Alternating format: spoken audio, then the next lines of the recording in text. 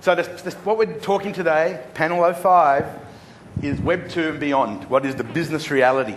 And so what we've got is we've got a couple of entrepreneurs, some folks who are doing stuff on the web, and we'll introduce them and get a sense of what they're at. So I'm Frank Arrigo, I'm from Microsoft. You can tell from my accent I'm not from Redmond, but I actually do live in Redmond now. I'm based at corporate. I'm an Aussie. I've been part of Microsoft for a long time. I've been part of Microsoft in the US for the last 6 months. So we have some guest panelists. And I could present it this way, but I'm not going to. All right? I'm going to use one of our favorite social media products, right? Facebook. And I'm going to introduce them all very quickly. So first, me. That's me. I'm wearing a shirt so you can't miss me. As I said, I've been at Microsoft for a while, do a bunch of different things. But, you know, I kind of have been very passionate at sort of that intersection of web and delivering services online. So that's kind of where I play. Our next panelist is Brian, again, from Facebook. So what I'd like to give is Brian a couple of minutes to talk a bit about himself, introduce himself before we kick that off. So Brian, over to you first off. All right, I'll set the stage. So I was the founder of Jacked. We founded it last summer, and we're based in Santa Monica, California. Before that, I was about 3 years running the wireless business for American Greetings. Was one of the founders of a company called Your Mobile, which we sold to Vivendi Universal, and was one of the founding members of a company called Harmonix Music Systems, which created Guitar Hero and Rock Band. So we kind of predominantly startups and in and out of the tech space for the last 20 years. Okay, Frida, we'll have fun and thank you. Oh, stop playing with it.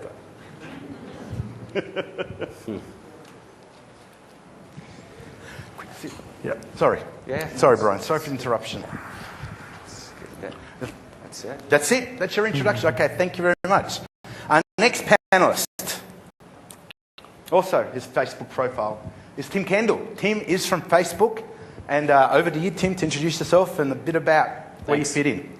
So I basically lead up our monetization efforts at Facebook, so that includes product strategy, product marketing across all of our revenue-generating products, which today primarily consist of advertising, but we have a number of other areas that we're exploring for monetization opportunities. That's probably it in terms that's of. That's it. Okay. I can on the the panel. I can go into more details. That's right. So that's good. So that's products. Tim. Seeing a theme in my little intros. Next we have Lloyd. Please. All right, so my application Seismic is not as well known as Facebook, so this is why I asked if I could give like a very short demo. So the idea is very simple. You have Seismic here. It's not launched yet. It's in alpha. We still have a closed version. However, if you go and sign up, we give the code in about 24 hours. And we already have like 2,000 users from 26 countries. The principle is very simple. You go, and I don't want to take too much time to respect the other speakers, but basically you record a video using just your webcam, and that's nothing new except hello Seismic friends, except the fact that it's extremely fast to do. So here I am recording. I can put a title, hello from Mix. I can update my Twitter if I like, and we'll do posting to blogs and other social software, of course. I select the language, as I told you, we'll use many languages. And it's posted, so you don't have to wait for any upload or any difficult things to do. And that's a video conversation site. So what's new, what we think we bring is new, is you can have conversations. So as you can see here, if it's like a tech meme of Seismic, of videos we do here. This is the number of replies those videos got, and these are only video replies. And so if you click on any of them, so stopping smoking, for example, is a live conversation on Seismic.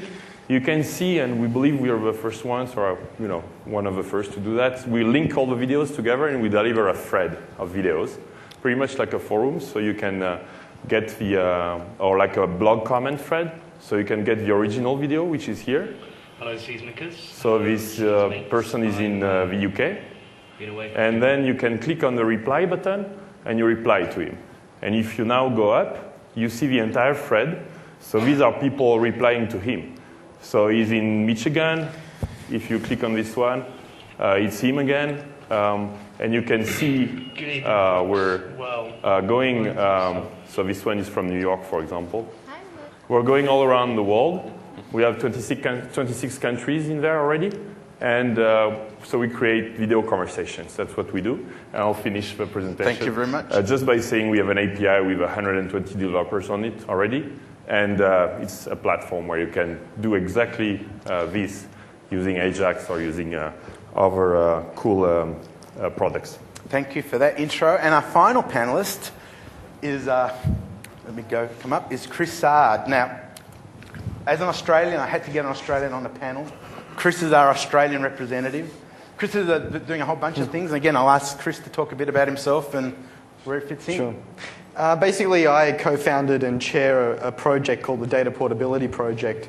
And our job is to weave a story for developers, for vendors, and for end users about how to string together existing open standards to create maximum interoperability on the web. So what that means is when you log into one service with your permission and your authentication and your trust, you can grant a new service access to some of your data from other services without having to copy and paste, without having to work out how to import and export, and it's all fairly seamless. And there's a are you sure, yes, no, and make sure it's a user-centric experience. And we've been graced by the presence of the Facebooks and Googles and Microsofts and Digs of the world, and they're joining the conversation. But it's really about the grassroots and about what the community wants. So it's open for everybody. Everybody has a voice, and the vendors don't have any sign-off on anything. So we really want this to be a grassroots effort. And I'm also the co-founder and CEO of a company called Faraday Media, and we build a product called Particles, which we can talk about. Cool, thank you, Chris. So if we look at the people that we have, we've got a good collection. We've got a business, an online business that's got a large number of people, large audience, looking to monetize it. We've got another startup that's quickly looking to build a large audience and then work out how to monetize it. We've got another organisation that's looking at taking content, repurposing it, and essentially monetizing other people's content. And then Chris, with data portability, is looking to kind of subvert all of their approaches by making the data move between these different silos and actually make people be in control of what they're at. So we've kind of got, the essence of of an interesting conversation.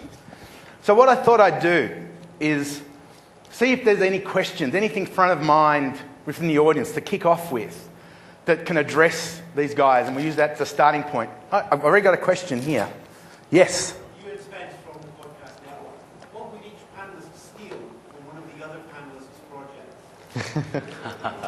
Very good. What would the panelists steal? Actually, we had an interesting conversation over lunch around that. So I guess I'll toss it to anyone who wants to start with that particular question. What would you want to steal from one of the other panelists' projects? Well, we have video today, video messaging, but we don't have it in quite the elegant threaded way that you've got it. So I would absolutely steal that. Well, coming from you, it's a compliment, and you'll have it without even stealing, because we'll build a Facebook app, or we have we're looking forward to developers doing that. So, and I've stolen from you already. That's right. It's already happened. That's right. We're very happy about it. So now, what we've stolen from you is the idea of thinking about Seismic not as a destination site. Like everything you see, we hope will be like nothing compared to the audience we get from. Widgets and other applications being created. So we see each other as a platform. This is why we took a long time designing the API. And the way it's done is designed to integrate and I believe will get a lot of traffic. So to give you an example, if you have, you all have probably blogs in there, you have a blog post and you have text comments below that. What we're doing within about 2 weeks, we'll have a widget in between the blog post and the comments that will enable you to do video comments. And it doesn't even have to go in Seismic. And so that's the idea I stole for you, is not to center everything on a site, but to have it in applications. So. I wouldn't steal anything, but I would ask Facebook and Seismic and the others to share their data to create network effects that are of a web scale rather than of a Facebook scale or a Microsoft scale. And Brian, is there anything you'd like to steal from the others? I'll take Facebook's valuation and their audience. But I think that part of what we're doing, just from a concept standpoint, I find that it's easier to explain sometimes if I use Facebook as an example, where they started off building a network over college students and among college campuses. And what we're doing is essentially the same thing with television viewers by networking television programmings on a real-time contextual basis and then building a marketplace over that. Okay, cool. Any other burning questions? Oh, next to you, and yes. Duncan Riley, TechCrunch. So Lloyd, I suppose, mainly to all of you. When's a good time to have a business model? Seismic, like Twitter, doesn't specifically have one. So at what stage in the development process do you actually start implementing a real business model? I know in Facebook space, you guys agree a strong emphasis now on bringing in revenue. So when do you get to that stage? And is it ever too late? Hello, Duncan. Good question. So we're lucky enough to have time to answer the question of business model, as we've just raised $6 million. And actually what's interesting is we have some time, right? The interesting fact is to me that none of our 14 investors are asking that question now. And they actually prevent me as an entrepreneur from asking it now. And that's very interesting. So let me give you examples because they all know, we had that conversation. Niklas Enstrom and Janus Friis are our main investors, the Skype founders. And they built Skype with that, it was a Wi-Fi sharing idea at the beginning, Skype. So, how could you build a business model with an idea that totally changed after? Reid Hoffman built LinkedIn, so Skype didn't have a business model at the beginning. And then they found out Skype out, and so on. LinkedIn, Reid Hoffman, I had this conversation with the founder tons of time, and he tells me, there's no point in trying to get like a few tens of thousands of dollars a month that you could get from brands now. What's the point? He has not started charging for LinkedIn services before reaching like 3, 4, 5 million members. And this year they announced they'll do $100 million. So I think the good news compared to the bubble and 99 and all these periods that we've went through, and I went through that too, and suffered from it sometimes as well as we all did, is that it's easier to monetize an audience when you get it and a community. So we're really focusing on the community now, right now. So 3 ways to monetize Seismic, though I still think about it, and I'll hand out to the other speakers. One is obviously advertising, and I'd love to learn from you on that. Of course, the other one is I think companies like Six Apart with Typepad that I built in Europe or others I've shown, or Flickr, I've shown that the pro version business model works. And so we're hoping we'll have a pro version which will be enough for people to pay. And the third one is obviously, and we already have demand for that, is obviously using Seismic as a platform for enabling, like a dating site with video conversations. That is licensed model.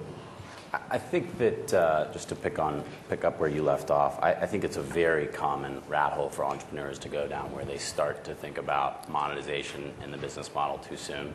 And I think it's actually a pretty good proxy for the sophistication and savviness of your venture backers or your board members, the extent to which they're pushing on you to do that in the early stages. Because there is no business in consumer internet if you don't have users and they're not highly engaged. So that's really what you should be principally focused on until that has sort of a network effect going and a critical mass going. It's interesting that you brought up LinkedIn, and I was thinking there was this company that launched about the same time as LinkedIn. It was called I can't even remember the name of it, which is relevant to my point. It was called Zort or Zat or something. And it was basically the exact same model. It was networking professionals, but they were charging. And they didn't grow. They didn't grow. I mean, it was the wrong, they oriented they just misprioritized. And on the other end of the spectrum, so I'm talking about startups, look at Google. Pretty mature business model. They'll do $16, $20 billion in revenue this year. Their highest priority is not monetization. It's user experience, speed of the site, growing queries. That happens to translate directly in many cases to more money. But if you ask them from a strategic prioritization standpoint, is monetization number one? No, it's quality of the search. Actually, in fact, Google reduced the number of ads on their search result page, which increased their revenue because people saw a better signal-to-noise ratio Exactly. and began trusting the ads better, more.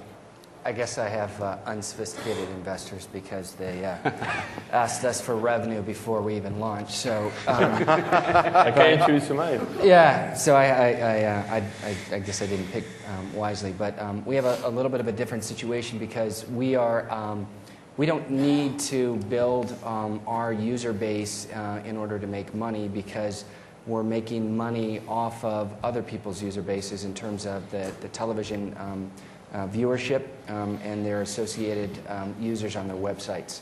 So as an example, we put a iframe of our experience on a television station website in LA, and it'll be up there for the next 2-3 years for all Lakers and Dodgers games. And they sold an ad deal, as an example, to start with Carl's Jr. off of that. Normally, they would get $10,000, $15,000 sponsorship off of their website, but because we were able to connect their broadcast to their website, we were actually able to sell it at a very high six-figure sponsorship. And it wasn't based upon impressions. So by connecting the web, we're actually able to extend the broadcast, but sell at broadcast rates. So this is something that we can resell then for the Dodgers, and this is just one station in one marketplace. So we're finding that stitching these worlds together makes it a very attractive proposition. Also from the standpoint that when they do on-air call-outs or overlays during the broadcast, it's product placement as opposed to eliminating the advertising units that they have in between segments.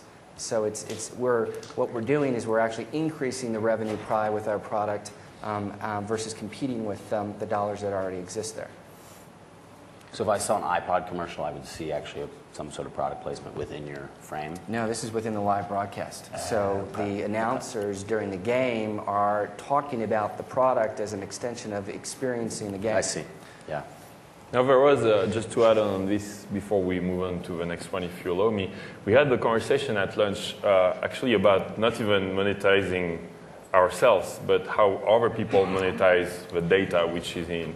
And if you think about Facebook, of course, but Twitter, and we start seeing some application that could be this as well, you can see some revenues being built on the applications built on the platform before, like Twitterific is selling its client on Twitter, right?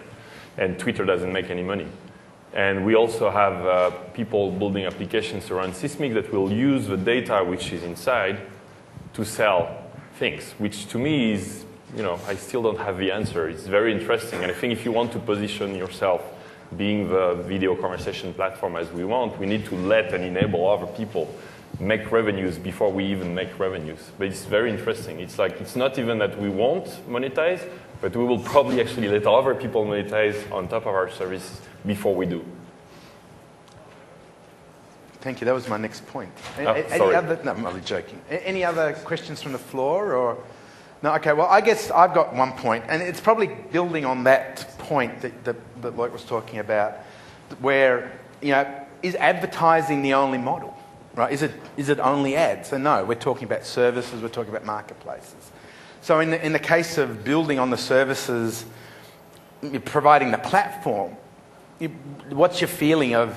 Does it make sense to have a platform that others can build, and is there something we can learn from the past where that makes sense? Does my question make sense? It makes sense. It makes sense from a sort of a startup growth point of view, and placing your platform in a strategically important place as part of the fabric of the internet. Whether it affects monetization, though, both either positively or negatively, is still an open question, I think. I mean, I think our perspective is that it absolutely affects it positively. I mean, we had a pretty long strategic discussion in advance of launching the platform in a very official way last May.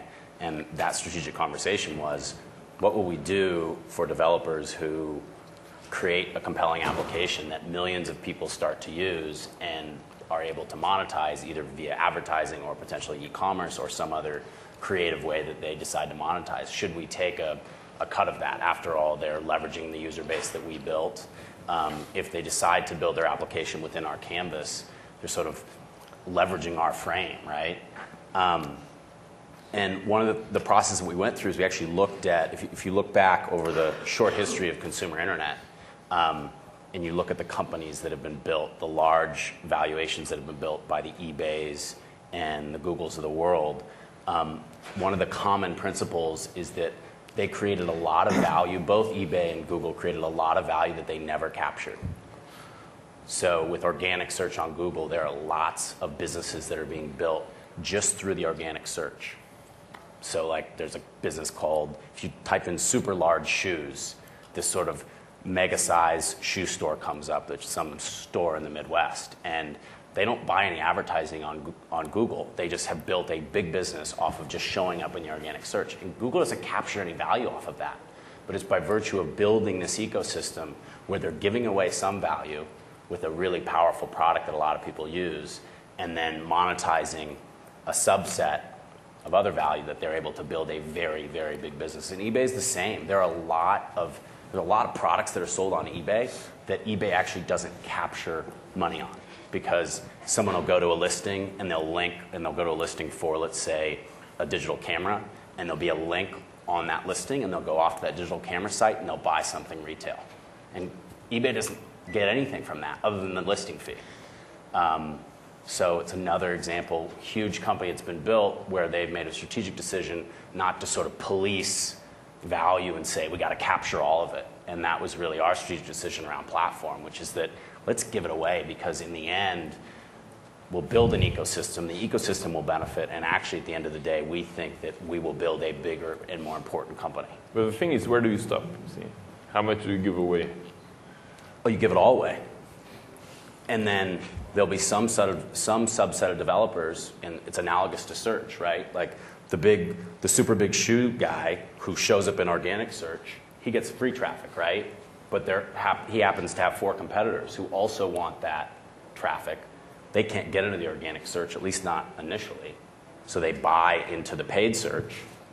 And by analogy, on Facebook, if a platform developer wanted to go into the music space and wanted to compete with iLike, which is sort of the more dominant music application on the platform, they could buy Facebook ads and start pointing traffic at that application and start to build critical mass. So I don't think it ever ends. I don't think we ever start to... No, but you could also open source Facebook. Why not? You want to never stop. Share everything, including the code. It's like, where do you... Oh, I think that's absolutely, directionally, that's exactly where we want to head. Keeping in mind that we want to... That was news. Let's Facebook that is going now. open source. I said that's directionally where we're headed. But I think that we continue to keep the user in mind, keep the user privacy in mind, keep their data safe. They trust us with their data. But directionally, open is better. And we want to get there while still protecting the user. Okay, so following on that open is best theme, I guess, Chris, my question's going to go straight to you. I think you knew this was coming, right? So with data portability, in a lot of ways, that can really disrupt these approaches, right? Because no longer, the value kind of lives in the profile and the data of the individual rather than within the silos. Sure. So where do you see that kind of helping a Facebook or hurting a Facebook, as an example? Well, the way it helps is that users come with a lot of data that they didn't create or implicitly gesture on Facebook. So Facebook gets a more complete picture of the user's personality, their tastes, their interests, in a way that they wouldn't be able to do if they were only looking at their own silo, and in a way that is a little bit more ethical and more opt-in than maybe Beacon was. But so the idea is that Facebook has an ability to become part of the web network effect and get a bunch of free data from users, with users actually gladly handing it over because they know that they can take it back out again, and they can keep that value within their own user control. So being open is a two-way street. you get value as well as sharing that value back out with the community. Okay. Cool. Now, Brian, my next question, I guess, changing gears a little bit. You call your company Jacked. Part of Hijacked. So the essence of your business model, if it wasn't clear for everyone in the room, was you're hijacking this stream of other people's content. How has that been approached with the organisations you've worked with? And you had a great example of where someone's making money. Is that the story that you give? Well, the story depends on who I'm talking to. So, just to kind of give you just a simple concept of where this came from. I was sitting down with a president of Sports Illustrated, and we were just kind of having a intellectual conversation about, how does someone like that's not a broadcaster, that's not a league, that doesn't really have rich media, compete in this kind of cross-platform space that we're in. And it kind of drifted into this subject around this guy, Chick Hearn, he used to call the Lakers games in LA. And people would turn off the sound on their television, and they would listen to the radio. And as I started to think about it a little bit, it was really interesting because here's this guy who just spoke to the audience better than the broadcaster did, or in the way that the audience wanted, and basically stepped in front and became the lens or the engagement layer into the broadcast. That's how people participated in the game.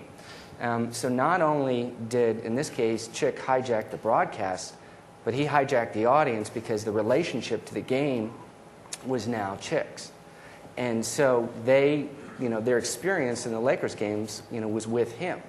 So then around that, there's this idea of, well, in the case of, say, someone like Sports Illustrated, let ESPN, ABC, CBS, Fox, all these guys spend billions of dollars on broadcast rights, just create a better engagement layer, just create a better interactive layer, create a better interface for the consumer, and focus on the relationship with the consumer. So that's kind of where the concept of Jacked is you've got people who are not sitting around and waiting for interactive television anymore.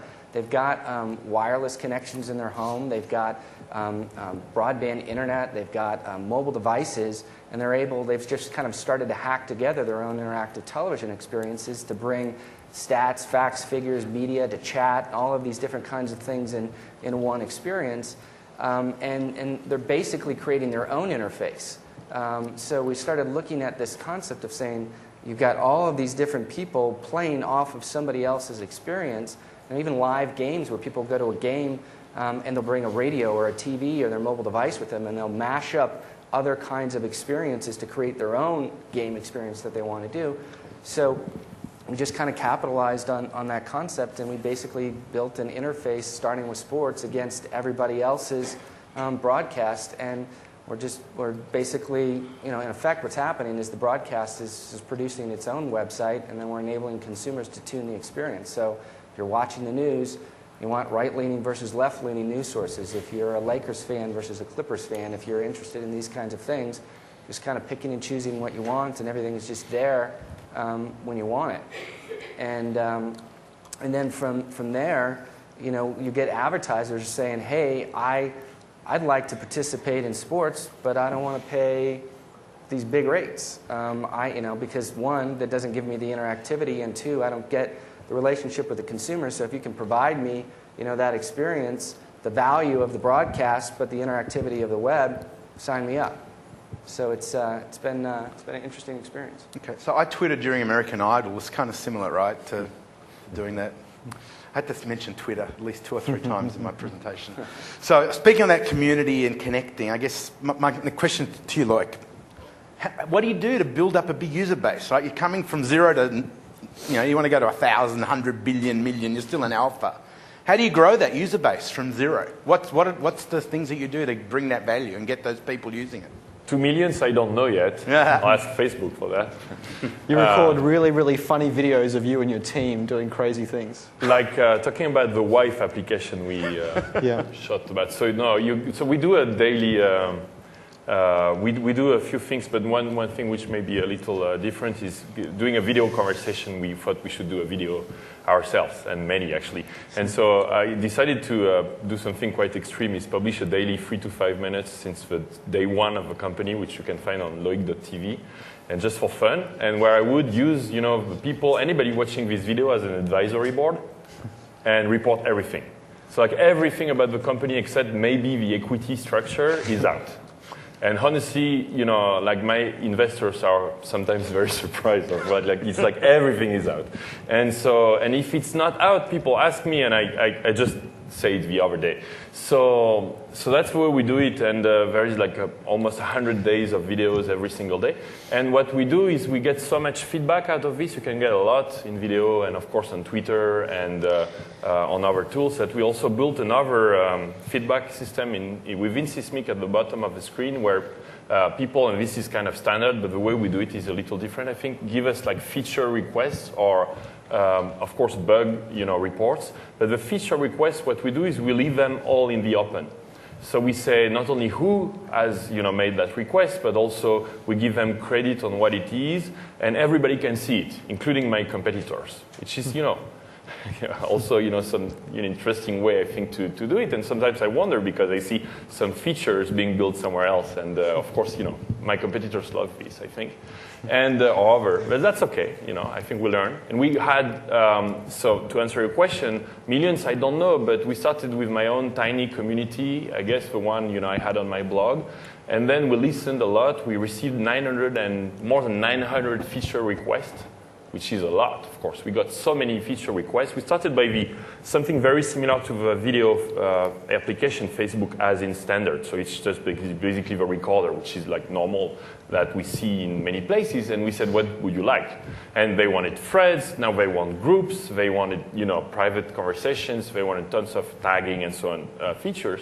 We asked them to vote on the features. And the highest voted features we bring to the community.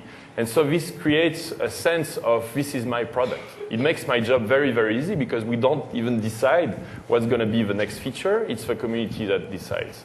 And of course, it's great to grow it. And now we haven't launched yet. We're still in closed, and we have a video posted every minute on Sysmic, and already 2,000 very active users, and about 10,000 invitations being sent. So 20% of the invitations being sent are active. So now the challenge is, when we open, will we get millions or not? It makes my nights. But what you've got is these passionate people that they feel like they have part of it, exactly, right? and they contributed to it. To me, technology is very important, but the community is much more important. We see so many tools, and like people who come to me and say, hey, you don't have this feature, you don't have that feature. I agree.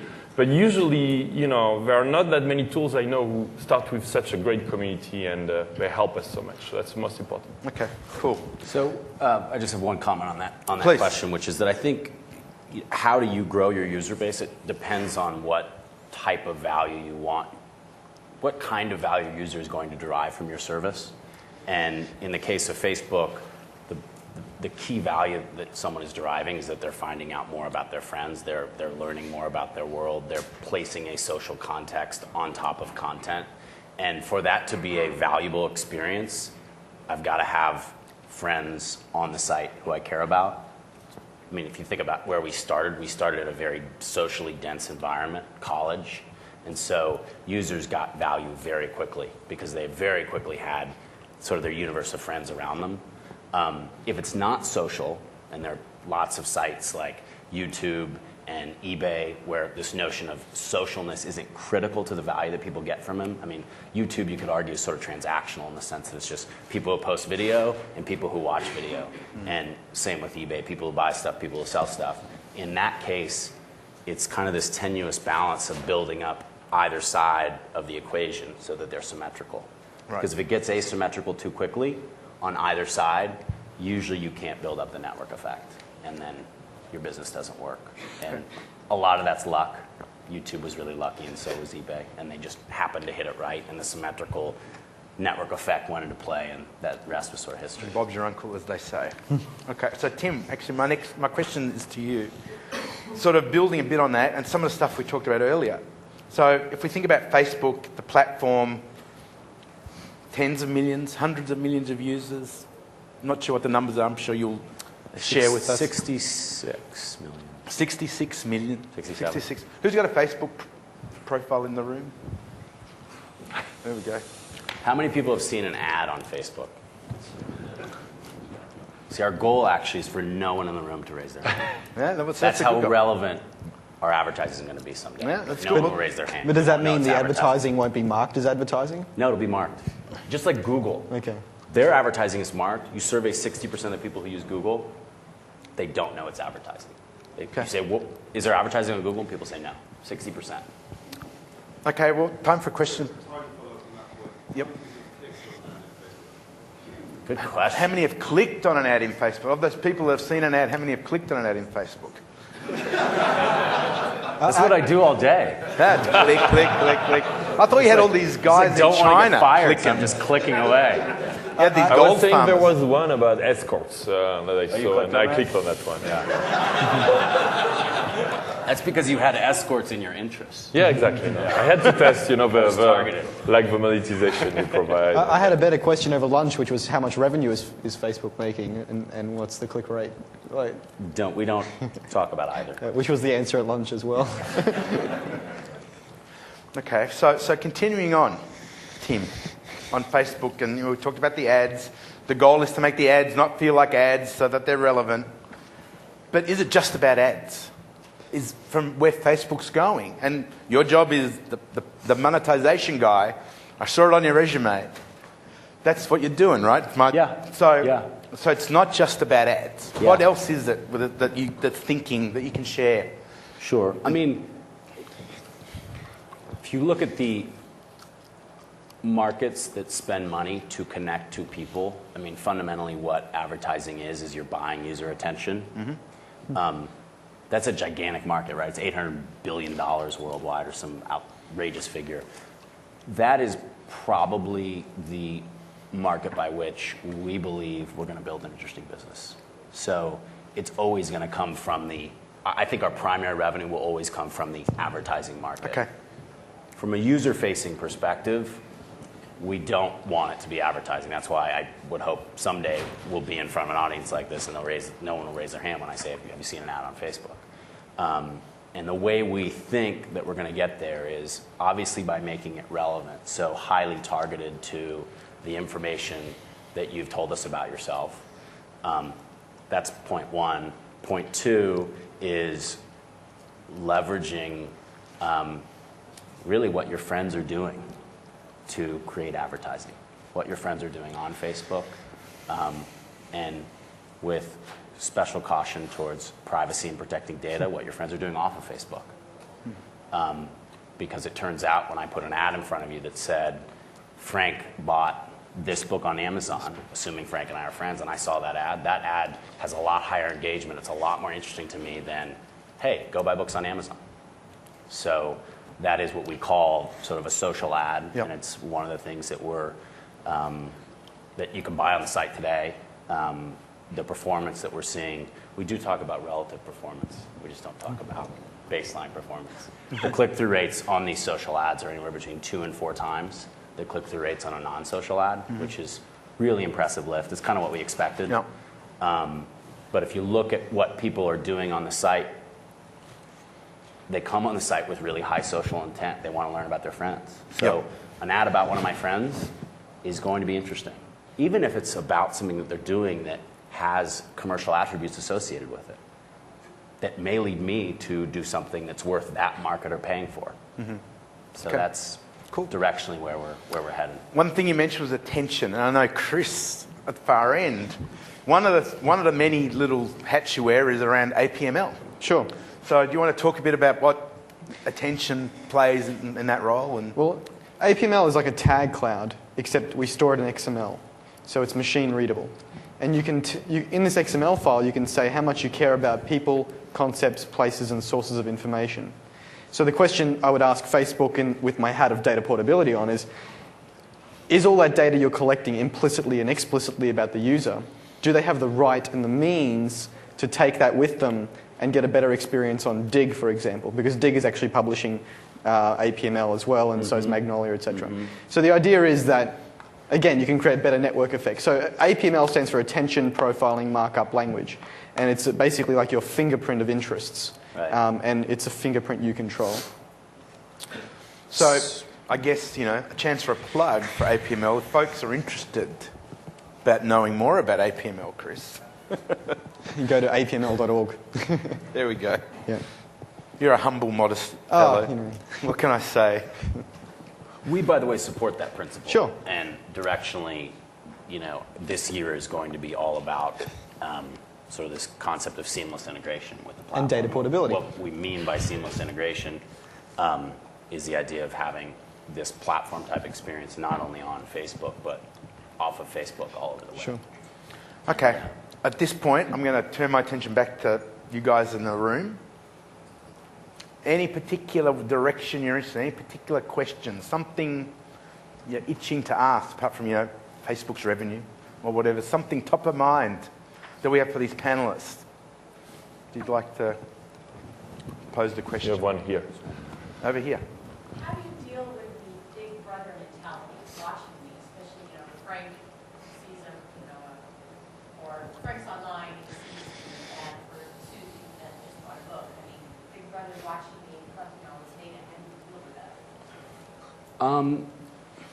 Well, we knew that might be a concern, so Frank can big opt concern. out of, what'd you say? Big concern. Yeah, Frank can opt out of participating in social ads entirely.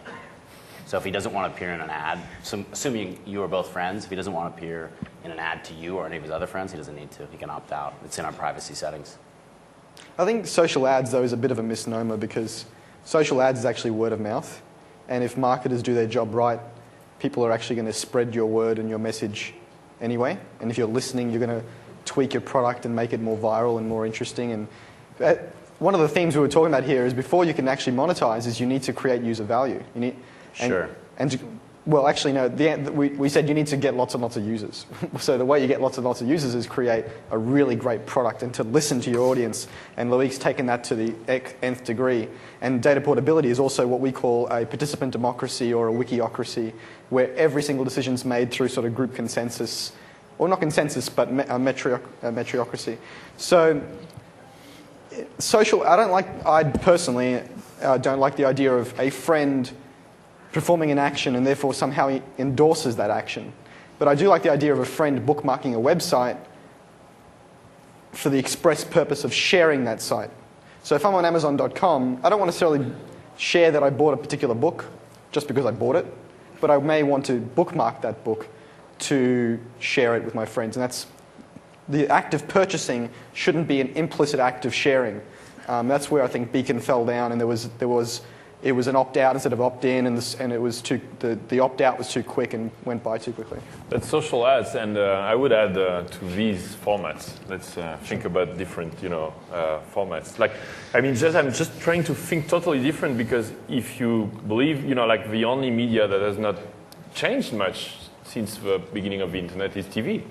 Like the huge amounts of money that go on TV, are not going to the web much. And if you talk to the advertisers, like I talked to L'Oreal, for example, obviously this cosmetics brand, and they say, we don't really know, like video, I'm talking video, we don't really know where to put it because we're not confident it's too much content. So I was talking with them about, and other brands about an interesting concept which I call user-generated advertising. So social advertising, user-generated advertising, what's that? It's quite simple. It's people happy with a product, as you were describing, that just show and tell it. And it's really an incredibly powerful advertising to your friends because they trust you. And this happens all the time in Seismic. They show like even positive or negative. When Leopard launched, for example, I don't know if you were happy, but I wasn't. And in the hours following the launch, you had like 20 countries explaining it was not good and why. And on the other side, when they're happy about a product, they go on and on forever. And I think that's the best for a brand is to find the community. And the brands are not used to think in terms of community. They think in terms of pushing messages. But the question is, can you monetize word of mouth? And I think you absolutely can. Can you or should you monetize I think word it's of mouth? naive to assume that any brand who wants to build a business can only do it through organic distribution. If we believe that, anybody who wanted to build a business on the web would just over time become relevant and show up in the organic search results. No, I'm not saying it's the only way to build a business, Right. but the act of buying is not the act of sharing and endorsement. Yeah, I agree. I think it's different. And I think that that's one of the things that we continue to tune about social ads is to suggest that, hey, your friend took this action. It's associated with this site. It's not an endorsement. Sure. And we want to make that clear because we don't want to imply that, and that's a problem if we're implying that. So we're working on that piece of the product. But it's interesting. I mean, we really watch our user cues very, very carefully in terms of what are user sentiments on seeing these ads with their friends in them associated with a brand. And it's remarkable. Like, they just don't care. They're not fazed by it. It's not a privacy issue for them. Well, they flock to it, right? They click on that ad more. Yeah. But that doesn't mean necessarily they don't care. Well, they don't complain about it. There you go. And we've done user testing, which suggests that actually it's not. They actually prefer it over normal advertising. And given that we have to build a business and hire people and buy servers so that people can build applications on our site, we do have to make money. We'd love to make money in a way that users prefer versus something that they prefer less, like a standard ad. Microsoft helps, no, a little bit. Less than you think. Oh, really? No, I shouldn't say that. I shouldn't say that at a Microsoft conference. No, Yeah. they're a fabulous partner, and they have really helped us build our business. But you still need And revenue. evaluation. You don't have to say that, Tim, but thank you. It's nice. of you. Do you confirm? It's all good. It's all good. And there was another question in the audience. Yep. Just a couple of kind of challenges on this idea that the more personalised you can become, the more revenue you extract from advertisers. And then you extract no revenue at all if it's organic word of mouth anyway. You don't get a chance to charge for doing that. One, I think is the challenge, the number one challenge that faces Facebook when it's pushing out there in front of people, which is it's almost never timed. What Google has is exactly when you search for the phrase, exactly when you No question. where the value comes from. Yeah, So being targeted to relevance and time is much more important. totally agree. Or I'm 4 years old than a month. And the second question is, again, He's essentially saying that the primary dimension of relevancy is recency associated with something I'm doing. So search is like the epitome of that, and that Facebook won't be able to get there because we don't have search. Search is the ultimate gesture that you are looking for something. Yeah, So if you can absolutely. deliver something that's sponsored to that request, there's a buy time sort of, you're being presented at the point of interest. You can't monetize better than that. people on Facebook are there to do something else entirely. Video blogging sites are there to do something else entirely. Seismic, it's called Seismic. What's the second piece of your question? Sorry, I was going to make an observation so you can go response to that challenge. And the second challenge was, in terms of social, it's actually ironic that if you're doing personalised targeting of advertising, the one element which has always existed in above the line advertising is that the person seeing the advert knows that everyone else is seeing it. Whereas in CRM, it's targeted directly at them, so it doesn't become a social object in its own right. I'm not sure I understand the second question. So if you know that advertising is being targeted at you because you're a business or you're living in London, Yep. then it isn't something to discuss because you're not sure whether your network is seeing the advert. No longer- I see what you're saying. You're saying if it's targeted, if it's so precisely targeted, what's the social value because I can't have a dialogue with my community about it? Yeah. Let me answer the first one. I'll think about the second one. I think there's no question that the far and away best business model probably ever created is paid search. I don't think on an eCPM basis, if that's sort of the metric of like monetization power, we're not going to get to search level monetization on an eCPM basis. The eCPM for Google is like $60. It's outrageous. The conventional wisdom on what the eCPM is for social media, the conventional wisdom, and this is not our eCPM, the conventional wisdom is it's about 10 cents or less. So it's roughly 2 orders of magnitude off of search. That said, If you can get social media to a 50-cent or a $1 CPM, and you put that against the traffic that these social media sites produce even today, so just apply $1 CPM on top of the traffic that's reported on Facebook, for instance, you have a very big business right now. So the point is, we don't need to get to that degree of relevance and monetization power to build a big business. It's just a different type of business. It's interesting when you look at, you just focus on one platform and the definition of the experience on that particular platform, because when you look at television as we know it today, it's in some respects it's inherently social because there are X number of people that are all watching this show at the same time that have a common interest. And the problem with television is it's not networked. It's just this dumb box that everybody kind of looks at it from a theatrical standpoint. And once it is networked, then you know that there's a common interest established in this particular team because these people are all watching from these zip codes or another particular team. And if you give them the engagement layers to participate, it's like the numbers are insane in terms of sports fans.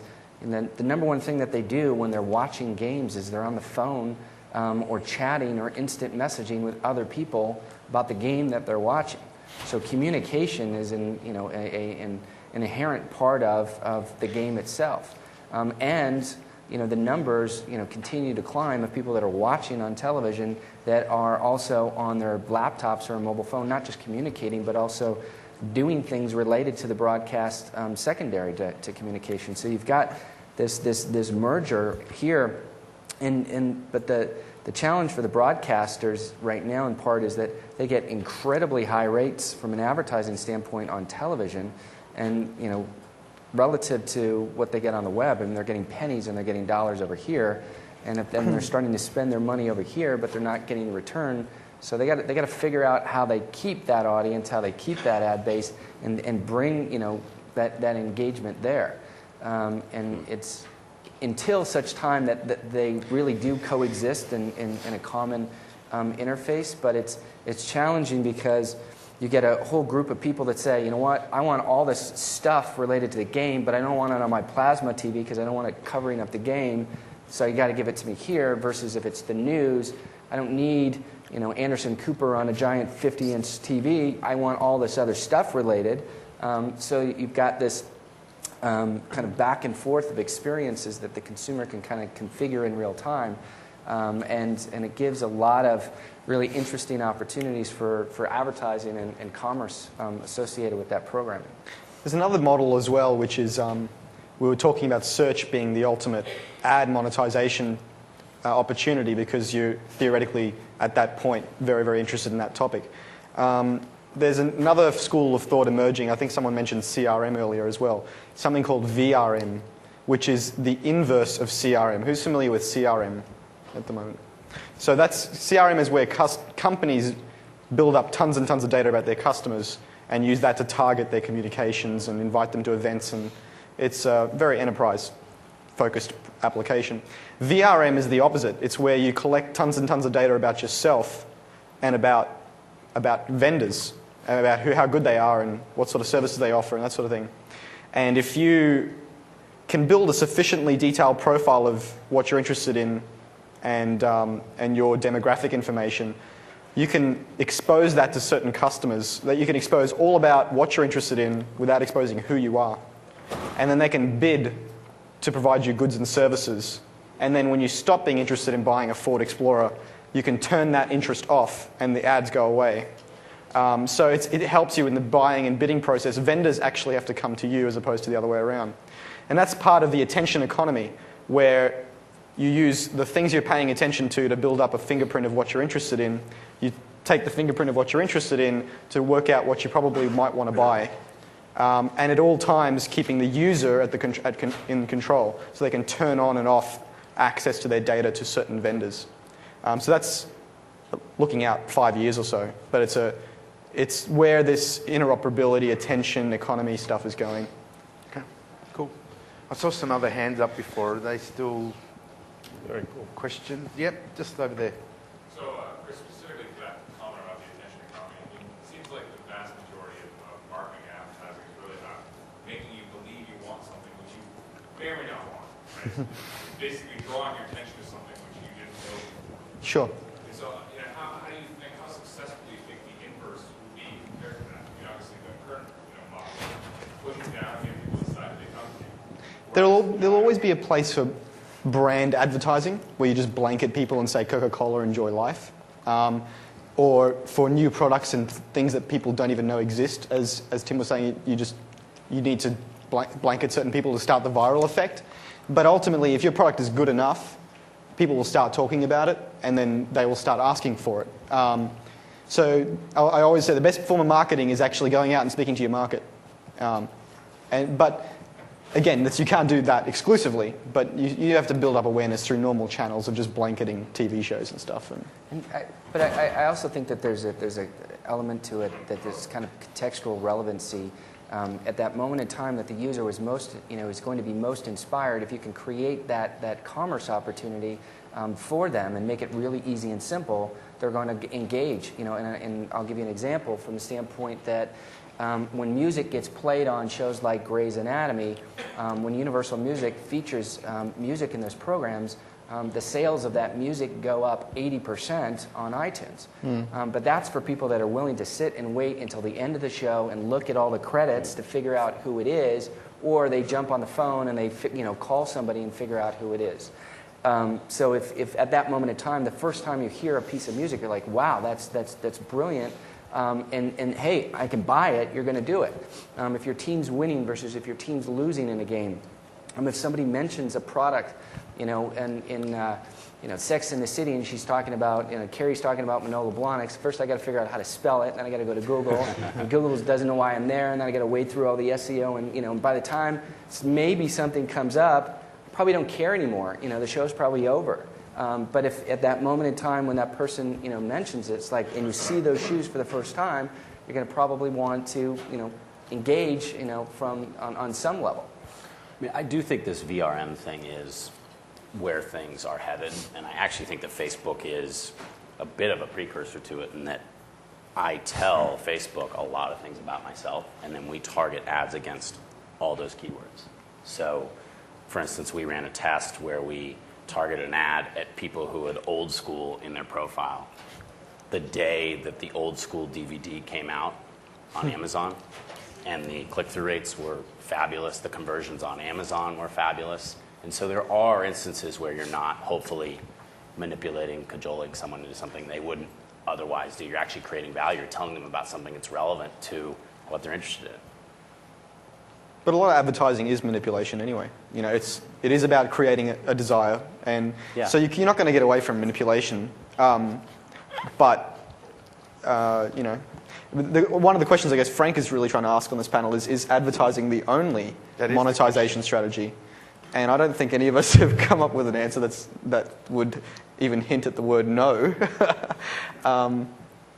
So yeah, it's a very interesting conversation here I had, and I'd love to introduce both of you. But this guy, the head of L'Oréal Internet, is always talking to me. Each time we have those conversations, he's always saying, it's not about saying brands are evil all the time. And if you see the relationship between many women and actually L'Oréal Cosmetics in many, many respects, it's not really marketing. They have brands that are really only based or mostly based on word of mouth. It's not only about Claudia Schiffer showing up.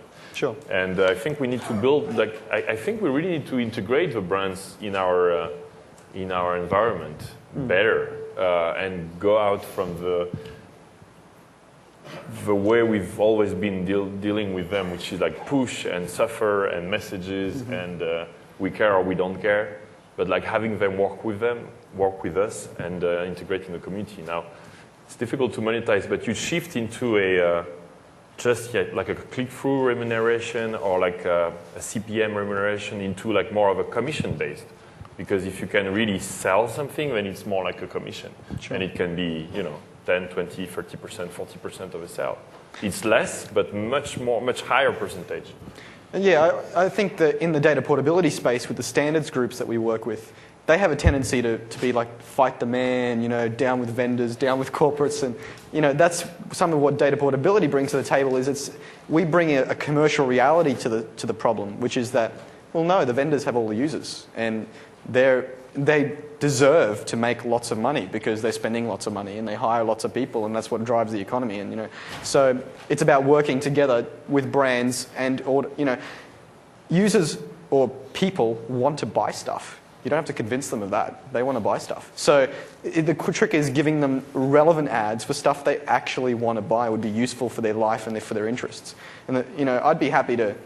So there was a debate whether Google Health would be monetized through advertising, and I said, you know, if I'm allowed to opt into it, and it's an algorithm that's processing the data, I want to know about a healthcare solution that solves my terminal illness. I don't care if they're monetizing my health data. But they need to let me opt in. Yep. They need to let me take my data with me, and they need to, and it's all algorithmic. So there's no guy. Oh, Chris has got. That's almost let something slip. we talked a little bit about this last night from the standpoint that, you know, you can look at how do you make money in a couple of different ways. You know, money coming in the door, and another way to look at making money is stopping money from going out the door. So if you can reduce your cost in your existing business, and you know, that's one way of making money because you're improving your margins on your business and increasing, you know, your overall profitability. If you can extend and expand your business into new products and services without having to pay for it, because either, you know, in our case, we're enabling broadcasts to create their own websites, or you're enabling consumers, your fans or your viewers to participate and create those products, then they're creating more real estate and more revenue generating opportunities, and they're investing in your business. Then you're not having to, you know, to spend that money to see if you can compete against anybody else and try to build your business. So I think there's lots of different perspectives on how you make money. And the Flickr freemium model works really well. I don't know if it works for every application, but the idea that you give everyone free access to the baselines service, which is like it's a loss leader. It's an idea as old as time, where, you know, you can go onto Flickr and have a completely unhindered experience until you start reaching a certain threshold where you're a power user, you take lots of photos, or you're a professional. And then they say, well, you know, just give us this nominal fee and we'll make some, you know, and we'll turn the ads off, give you more headroom and that sort of thing. It's questionable whether Flickr actually makes a lot of money. I don't know what the latest numbers are on that. But Flickr was, in many ways... Have we ever known? I don't know. Yahoo has not published. Well, that's another monetization strategy, is build a great community and flip to Google, Yahoo, or Microsoft. But Flickr is almost like the poster child of Web 2.0, which... They really started that trend as clean interfaces, Ajax, freemium. They really started that. A lot of people say Google was Web 2.0, but I think Flickr was the first one. Yeah, I agree with you on the Flickr. Actually, the first Ajax company was Microsoft. No one gives them credit for that. Outlook Web Access was full Ajax. It was as good as a rich client. And I go Ajax. Go that HTTP request. I was going to say go Microsoft, but that made me really unpopular, so I'm not going to. So I saw some other hands. Yep. How much does mobile change about your business model? How much? Mobile. How much does Mobile. Mobile introduces a new dimension of context. So what we've been talking about is context in terms of what's on the screen, context into your social network and interests, context into your community of discussion. Because the mobile device is with you always, it adds an additional layer of context, which is location. So you can do things like, oh, you're near a Starbucks, you like coffee, here's a discount for Starbucks. So mobile is really great. And it also allows you to monetize longer because you don't need to be near your PC to see the ad. There was a company that I heard of that was doing ads on the call, like when the phone was ringing, they'd put an ad there, and some other screens that you right now get for free, and I didn't think that would work because people get it for free right now. So, but yeah, location is big stuff. That's why Yahoo just launched their location API and why they're all fighting over the mapping stuff. It's it's important. I think it's, sorry, go.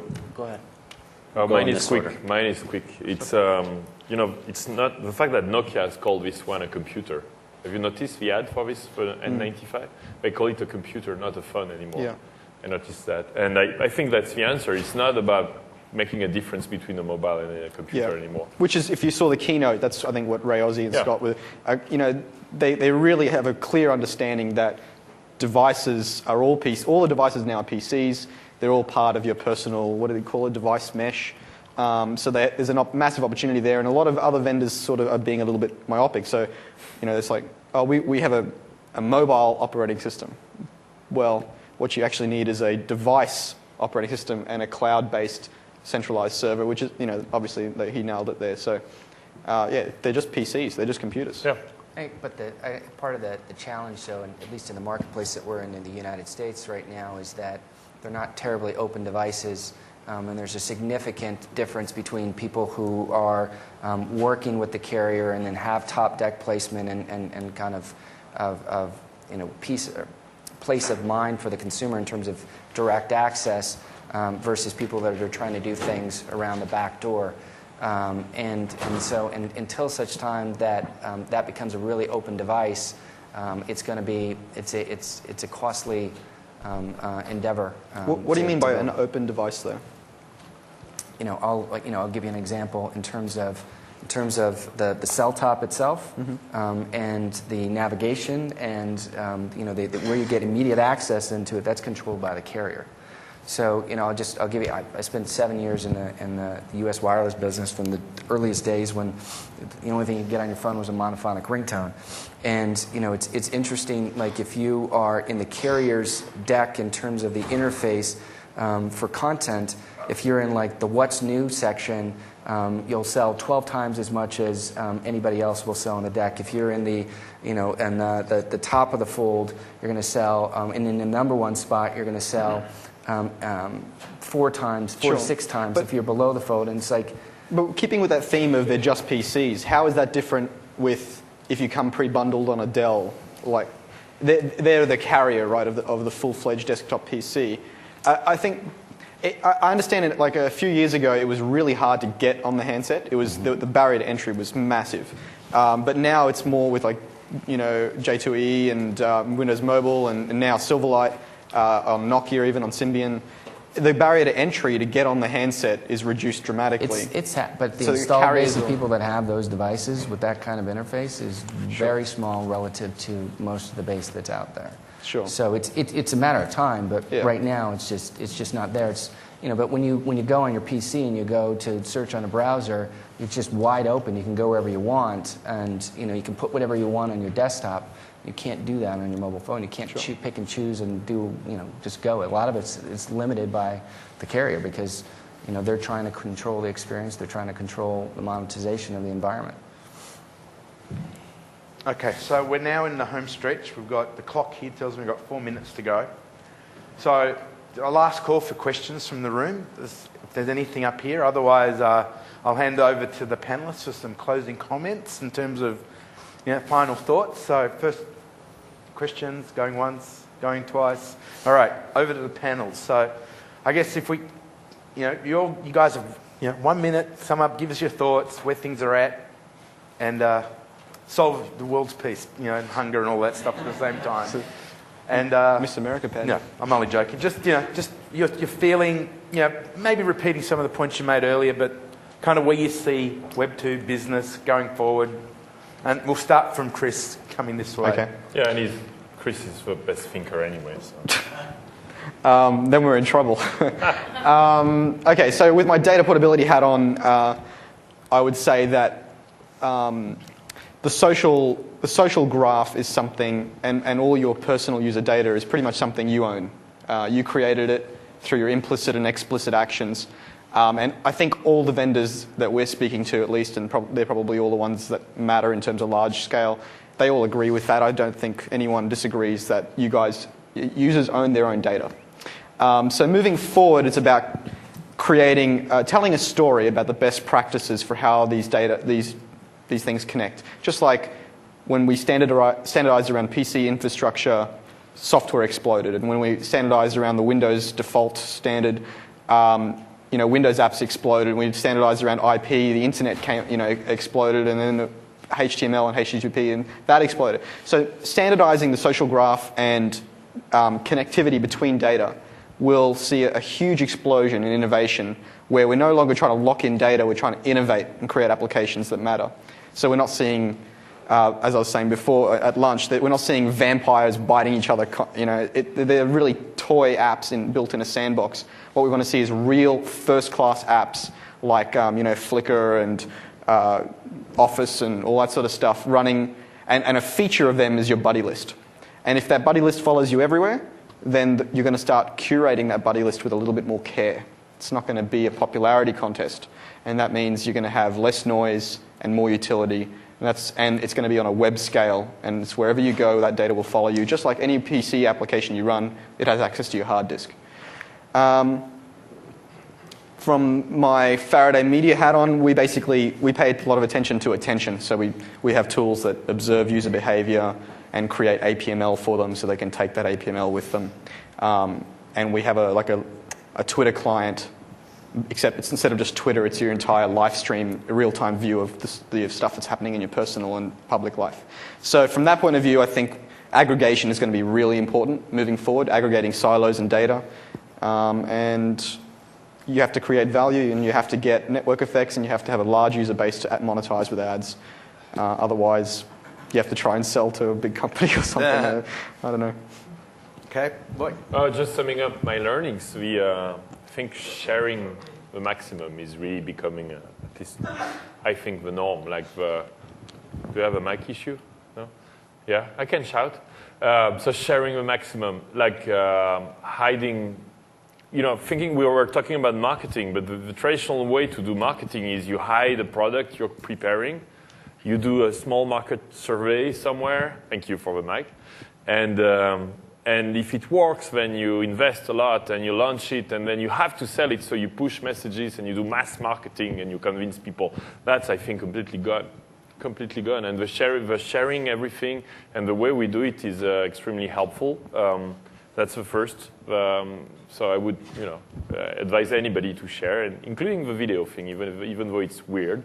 500,000 views on the daily, show we do. The second is the community. I think brands think too much, and we all think too much in terms of pushing messages rather than learning from the community and having exactly that at the center instead of having to, I never wake up in the morning by how will I sell this stuff? Never. But how will I satisfy the needs of the community and what it is and how it's changing? And so that totally changes your views. And about monetization in terms of, closing remarks, I think I would open it to your imagination. But who would have thought just 4 years ago that the AdSense, contextual advertising, textual market advertising would be billions as it is today? Everybody was laughing at that market a few years ago. So think about this in video. And Google is launching video AdSense and other players. And all the billions of TV will shift.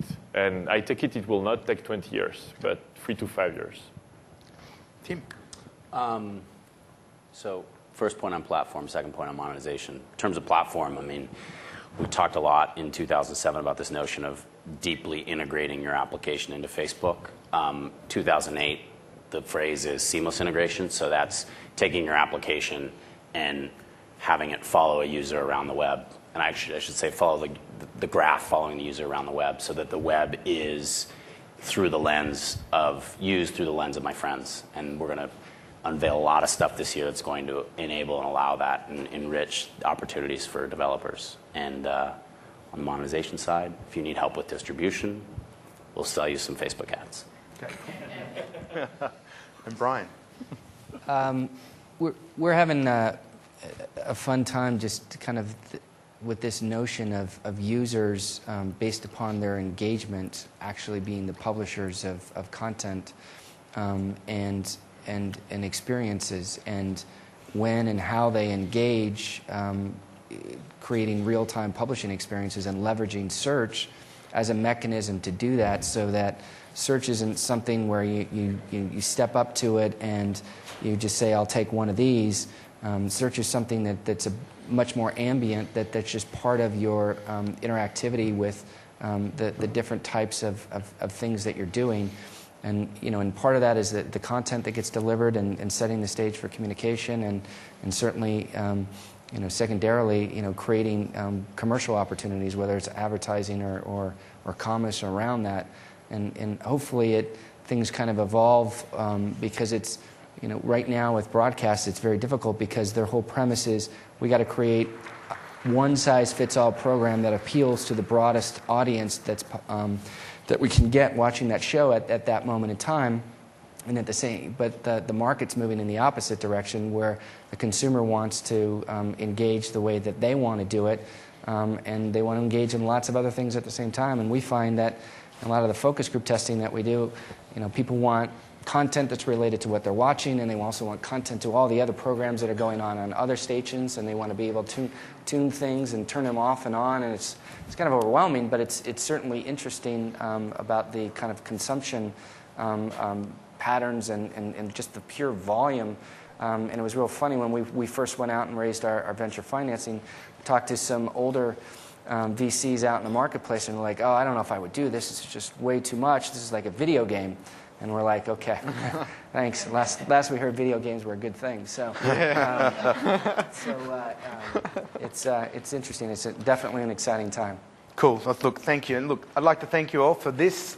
Thank our panel for the contribution.